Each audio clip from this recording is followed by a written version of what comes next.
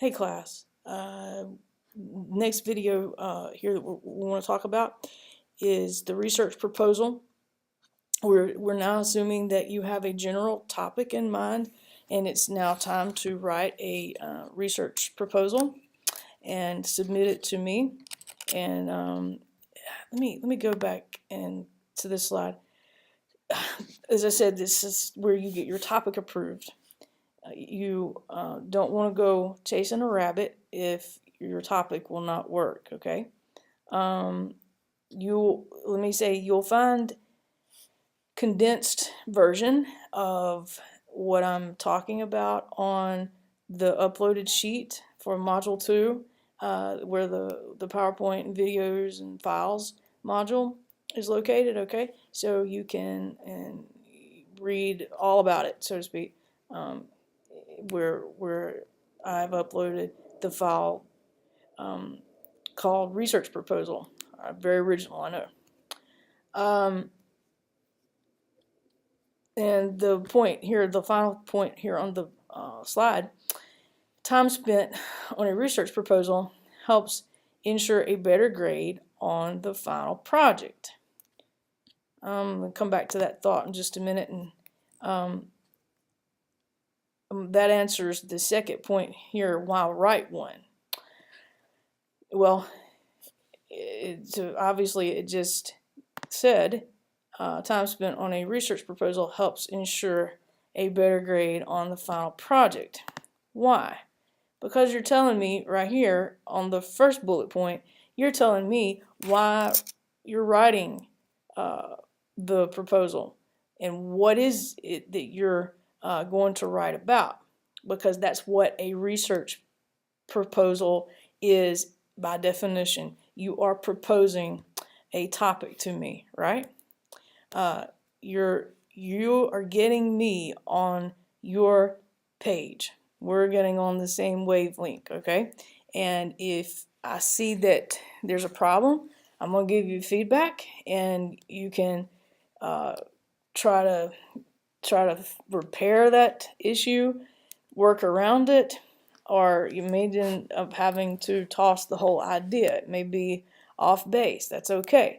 It happens sometimes, but you may be dead on it, all right? I just need to know. We need to get on the same page. So that's what a research proposal is. You're just basically telling me what you're going to write about. That's the reasoning behind why we're doing it. And what else do you need to know? That it is a scholarly writing. It is in a piece of academic writing. And so you need to be aware of that, and you need to make sure that you write it.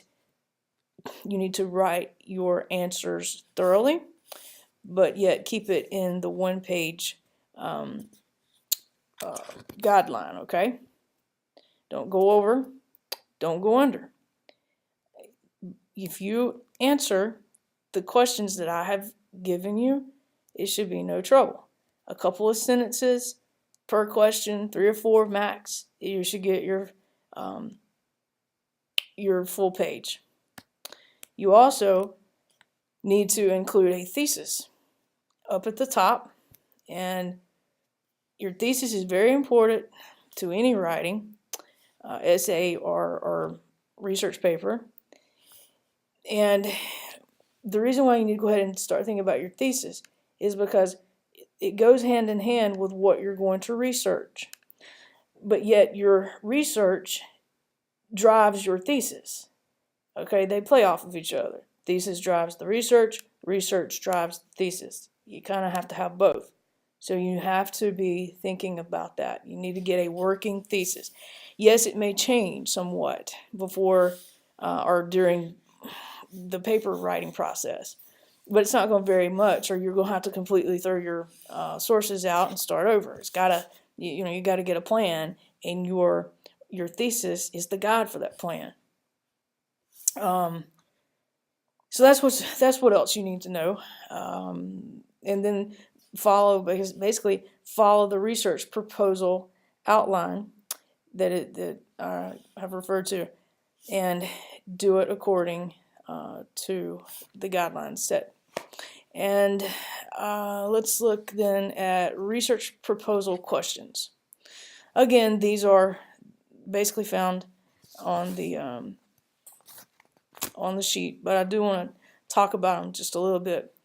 The questions that you need to address, of course, what do you want to write about? You're telling me what's your topic? The second one, why is the topic important, and what will you accomplish by completing the research? Consider me as a general audience.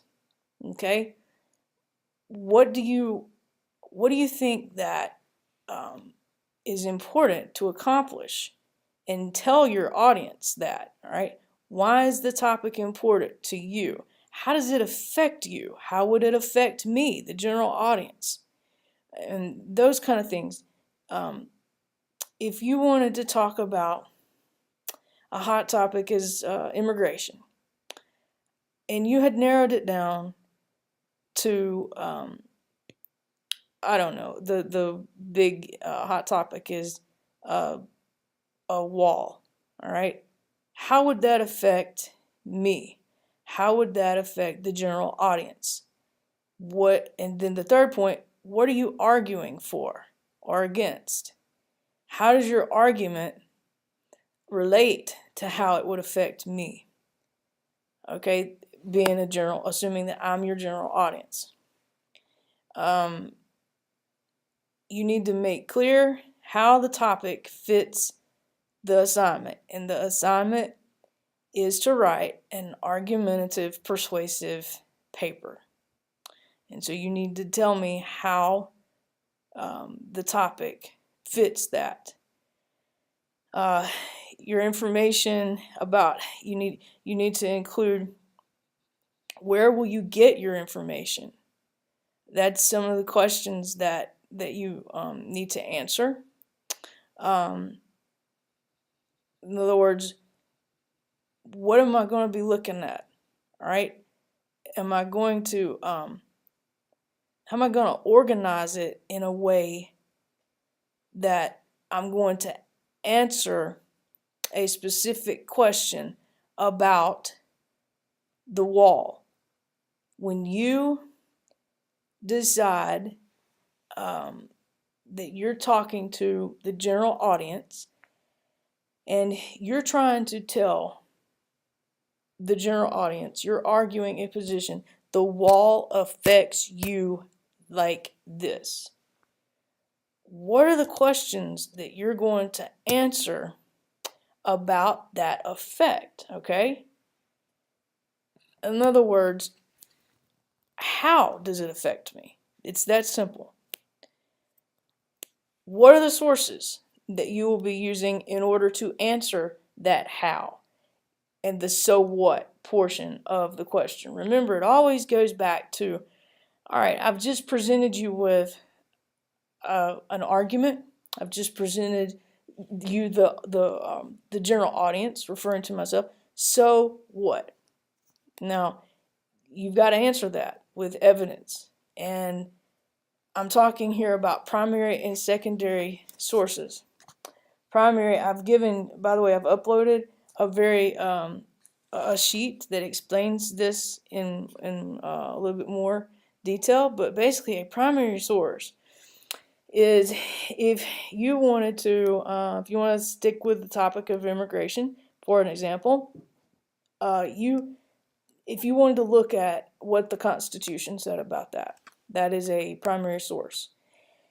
And I'll stop here and tell you that you are required to submit as one of your sources a primary source, just one, but you're going to need a primary source. And a secondary source is what would be said an interpretation of the Constitution. In other words, the primary source Constitution, secondary sources are those who talk about it and write journal articles about it, and they may comment about it on TV or something like that. Okay, that's the difference. It's not really that complicated. I'm going to mention more about primary and secondary later. This is the some more just the basic definition. Primary source is original text or the original evidence, whatever that original may be.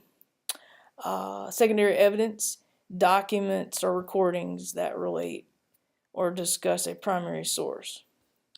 All right, just look at the sheet.